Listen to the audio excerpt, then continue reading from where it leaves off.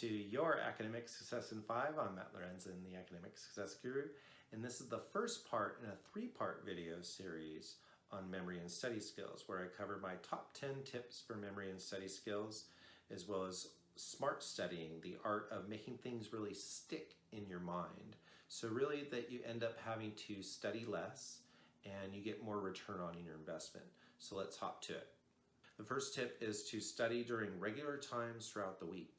Studying during regular times throughout the week sets up a habit in your mind, which makes it really easier to do it consistently over time. And that's super important in my next tip, actually. To do this, what you want to do is create an ideal weekly schedule and follow it. Now, I've done another Your Academic Success in 5 video on overcoming procrastination, where I studied the secrets to effective time management, overcoming procrastination, and getting your important stuff done. So check it out if you're interested. The second tip is to study consistently over the course of the semester. Like a river that consistently flows over time and creates deep canyons, thoughts and experiences in studying really create paths in your brain. True to the Hebbian principle, which states that thoughts that fire together are wired together, the more often you study information consistently over time, the more likely you'll remember that information during test time, as the pathways that access that information become much more defined and wired in. How do you study consistently over the course of the semester?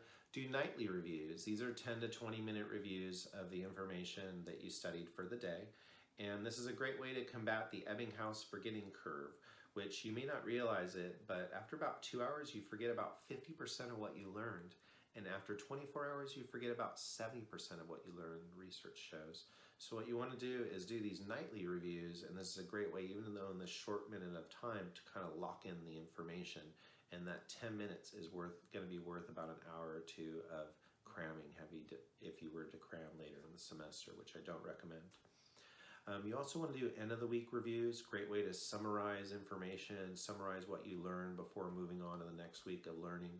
And this is a great way, just like a 1 to 2 or 3 hour study session of what you reviewed or what you learned for the week. Another great tip are major study sessions. And these are 3 to 4 hour study chunks that you'll do, ramping up towards the test. Of course, you'll want to take, after an hour of studying, you want to take a break for about 15 minutes, walk around, get your blood flowing. You don't want to study for that 3 to 4 hours, but I'm talking about major study sessions, and you'll do a bunch of these chunks as you ramp up towards the test and like the week preceding the test. So that summarizes, we got, in terms of summary, we got nightly reviews, end of week reviews, and major study sessions. What you want to remember is that cramming is not effective. It's far better to study, for example, for 3 hours per day over the course of 4 days than a 12-hour cram session. It just really is so much more effective in terms of locking in that information.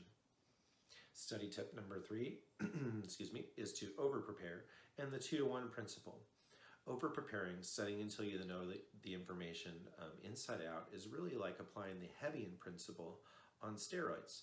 It's an awesome way to solidify your knowledge and a great way to overcome test anxiety as well if you struggle with test anxiety. And I've also done another Your Academic Success in video on effective ways to overcome test anxiety, called Overcoming Test Anxiety, in fact. And so check that out if you're interested. So what's the 2-to-1 principle? It's the guideline for determining how much study time you need to block out in your planner. And the formula for that is you take the number of hours that you attend in class per week and you multiply that by 2. And that will give you the number of study hours per week that you need to schedule in your planner.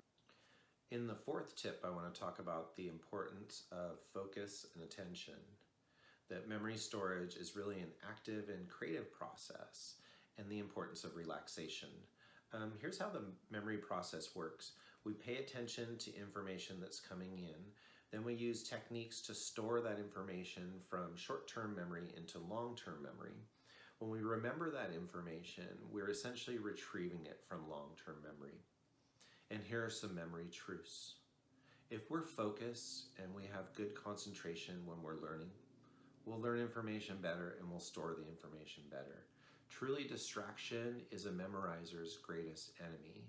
And so the importance of focus and concentration really cannot be overstated.